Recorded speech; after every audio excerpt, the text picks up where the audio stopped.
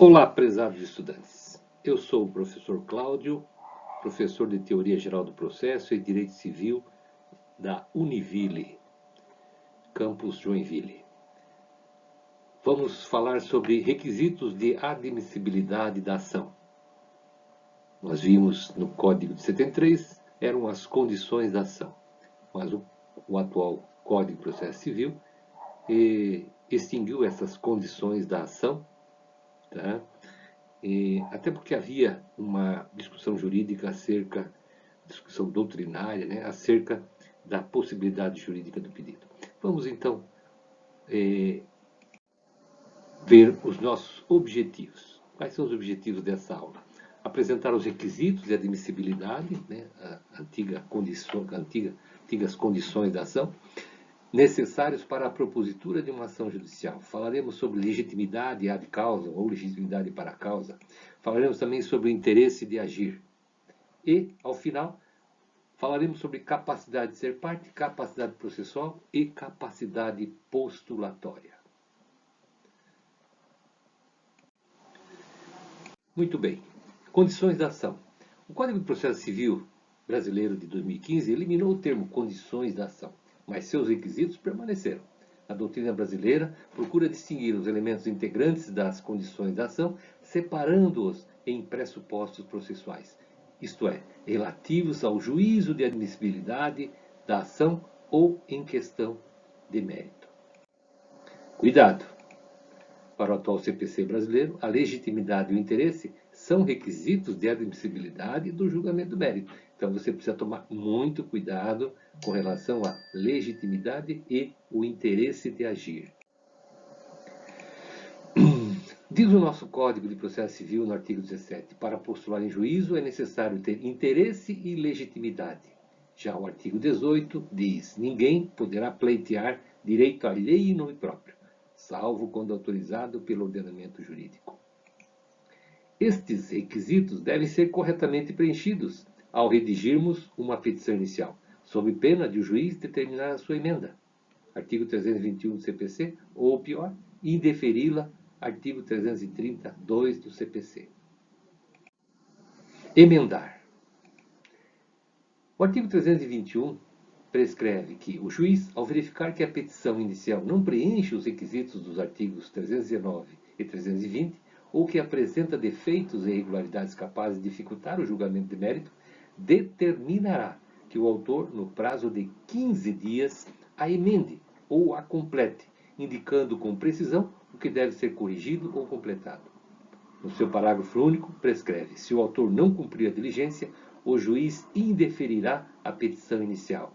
Vejam que ele não adentrará no mérito. Então, esta sentença será uma sentença terminativa. Por quê? Porque não houve julgamento do mérito. E, por sua vez, após o trânsito em julgado, fará coisa julgada formal. Vamos adiante. Legitimação passiva versus legitimação para contestar. Aqui eu faço abro um parênteses, tá? Para que você analise.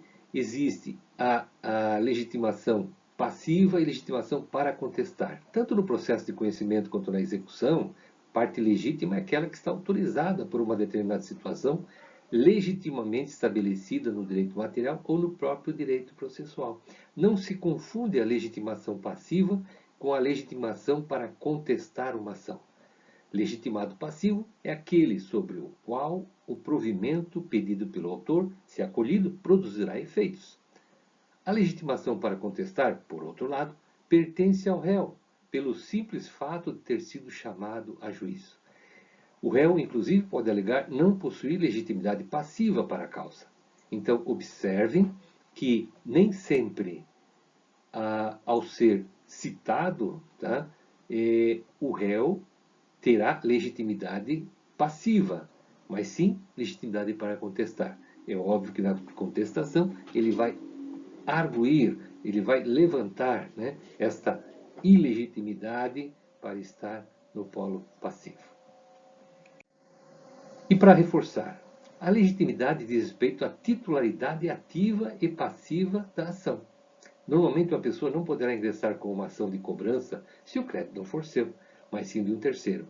Por quê? Como regra, ninguém pode pleitear os direitos alheios em seu nome próprio. A legitimidade para agir, portanto, diz respeito aos sujeitos da lide, ou seja, os titulares de interesses conflitantes. A legitimidade ativa cabe ao titular da pretensão afirmada na ação e a passiva ao titular do interesse que se opõe à ação. Consequência da não obediência a estas regras de legitimidade. A petição inicial será deferida quando a parte for manifestamente ilegítima. Então, a petição inicial será indeferida. Não haverá o julgamento do mérito. A constatação da legitimidade de parte tem como consequência a extinção do processo, sem resolução do mérito, podendo ser reconhecida em qualquer tempo e grau de jurisdição, autorizado o seu pronunciamento de ofício, cujo vício sobrevive, inclusive, à coisa julgada material. Observe, então, o pronunciamento de ofício é do juiz, da atividade dele. Perfeito? Uma vez constatada esta ilegitimidade de parte. Atenção! Faça 3 perguntas e, se essas perguntas forem corretamente respondidas, você provavelmente não vai errar acerca da legitimidade de partes. Para definir polo ativo, para verificar se o polo ativo está correto, você deve fazer a seguinte pergunta: o direito violado é do seu cliente? O direito violado é do seu cliente? Por exemplo, Patrício Gandalf está conduzindo o carro de Samwise Gamgee e Eduardo Frodo Bolseiro. Atravessa o sinal vermelho e bate no carro conduzido por Patrício. Quem sofreu o dano material foi Samwise Gamgee. Portanto, o direito violado não é de Patrício. A parte legítima para o polo ativo, nesse caso, seria Samwise Gamgee. Ainda para verificar se o polo passivo está correto, você deve perguntar: a pessoa que quero colocar no polo passivo praticou o ato que eu considero indevido? Por exemplo, o Banco Bradesco insere seu nome no Serasa, indevidamente. O polo passivo seria o Banco Bradesco, o Serasa ou ambos. Neste caso, o polo passivo é somente o Banco Bradesco, pois o Serasa apenas cumpriu uma ordem do banco, ao inserir o seu nome no banco de dados de inadimplentes. Vejam que a legitimidade, nesse caso, será do Banco Bradesco. Ainda para definir o polo passivo, se ele está correto, pergunte: quem vai ser atingido pela sentença? Por que isso? Porque todos que forem atingidos pela sentença devem ser colocados no polo passivo.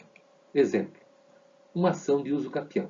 O imóvel, uso capião, é aquela ação para aquisição da propriedade imóvel pelo uso do imóvel ou pela posse do imóvel durante um tempo, seguindo alguns requisitos. Então, o proprietário acaba perdendo a propriedade em função da ação de uso capião. O imóvel está registrado no nome de Roberto Baratheon, casado com Lara Baratheon. A sentença poderia atingir Robert e também a sua esposa. Dessa forma, devemos colocar no polo passivo tanto Robert quanto sua esposa. Tá? Por quê? Porque a sentença atingirá também a esposa de Robert, tá? Sem ela ter participado do processo. Legitimidade ordinária. Aquele que alega ser titular de um direito pode ir a juízo em nome próprio para postulá-lo e defendê-lo. Trata-se de legitimidade ordinária, em que os sujeitos vão a juízo em nome próprio para litigar sobre seus direitos. Por sua vez, a legitimidade extraordinária é também denominada substituição, já que ocorre em casos excepcionais que decorrem de lei expressa ou do sistema jurídico, em que admite-se que alguém vá a juízo em nome próprio, para defender interesses alheios. Exemplo, sindicato em defesa de direitos dos associados, Ministério Público e Ação Civil Pública. Outro requisito de admissibilidade é o interesse de agir, que é constituído pela necessidade, utilidade, adequação, que eu abrevio como NUA. O interesse de agir é definido como a utilidade ou necessidade do processo. Portanto, é óbvio que não faz sentido para o autor mover toda a máquina judiciária se o processo for inútil ou desnecessário. Imagine alguém propondo uma ação para cobrar dívidas não vencidas. É óbvio que, neste caso, o processo é inútil ou desnecessário. Portanto, a ação deve ser extinta sem resolução no mérito, porque falta o interesse de agir. Essa condição de ação é uma situação que emerge do próprio direito objetivo, interesse material, porque a dívida ainda não está vencida. O mandado de segurança, por exemplo, não, aqui vou falar de adequação da ação, tá? Ou quando você usa uma ação inadequada. O mandado de segurança, por exemplo, só pode ser impetrado com base em provas de direito líquido e certo, ou seja, aquele direito comprovável de plano. Então imagine que o autor impetre o mandado de segurança, mas peça a produção de prova pericial, porque necessária para provar o direito do autor. É óbvio que a via do mandado de segurança é inadequada. E é por isso que a doutrina chama de inadequação de via eleita como uma modalidade de falta de interesse de agir. Óbvio que há por parte de Fred Didier uma contestação acerca deste pensamento. Ele acha que há possibilidade de correção da ação e o seguimento do processo, que eu vejo um pouco difícil quando é utilizada a ação inadequada. Eu penso que cabe também aí a falta de interesse de agir e a carência de ação deve ser decretada. Por derradeiro, vamos falar de capacidades. Tá? Para o andamento regular do processo, tá? E nós veremos em aula futura os pressupostos processuais, pressuposto de existência, de validade, pressuposto negativo, é importante que a gente conheça as capacidades. Primeiro, capacidade de ser parte. Pode ser parte todo aquele que tiver capacidade de direito. Artigos 1º e 2º do Código Civil. Coisa não pode ser parte em um processo judicial. B. Capacidade processual. Toda pessoa que se encontre nos seus direitos tem capacidade para estar em juízo. É a capacidade de postular em juízo sem necessidade de representação ou assistência. Se forem absolutamente incapazes, deverão ser representadas as pessoas. Né? Se forem relativamente incapazes, deverão ser assistidas.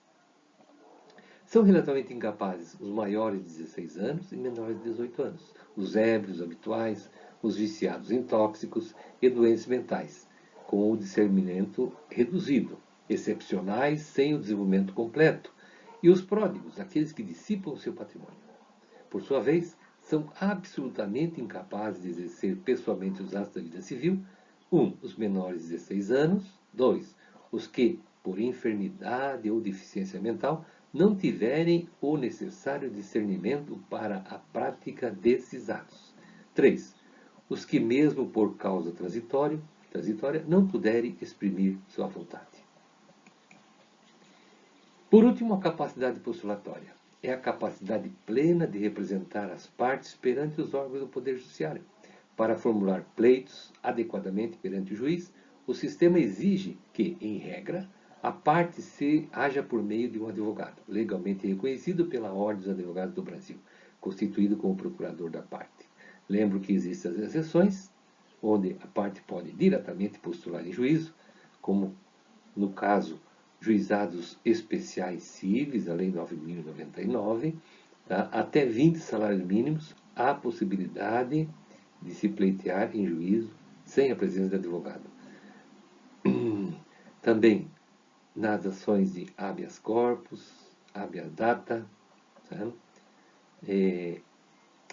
Também há essa possibilidade de de postular sem a presença de advogado. Muito bem, era isto por hoje. Um forte abraço e encontro vocês na próxima aula.